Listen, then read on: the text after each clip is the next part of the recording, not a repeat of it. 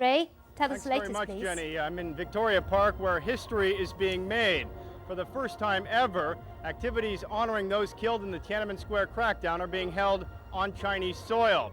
It's all sponsored by the Hong Kong Alliance, a coalition of pro-democracy groups, and they fear that a soon-to-be drafted law on subversion could curtail their activities. More on this report. For the past 9 years, every June 4th, tens of thousands have been turning out in Victoria Park to honor those killed in the Tiananmen Square crackdown. But pro-democracy organizers say this year is special. We are now standing on Chinese soil, under Chinese sovereignty, and to commemorate June 4th on Chinese soil. The whole China is silent, and Hong Kong can continue to express ourselves on June 4th. But activists say the event's future remains uncertain. The new legislature must pass a law governing subversion, and that could have an impact on events commemorating the Tiananmen Square crackdown. If you use Chinese way of government way of defining it, then it almost amounts to anything. Just writing an article will amount to subversion. So very much depends on how the SAR government is going to put it into the law.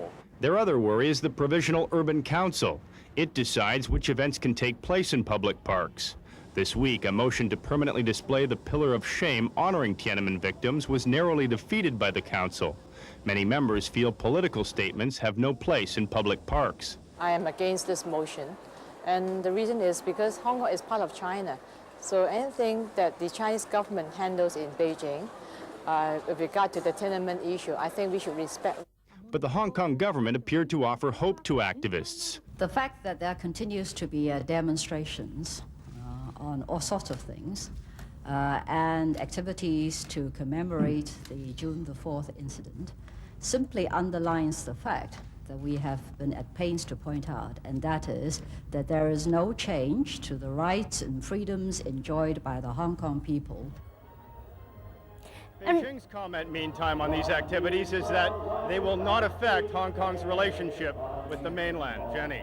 And Ray, since this is the first June 4th anniversary since the handover, what's unique about it?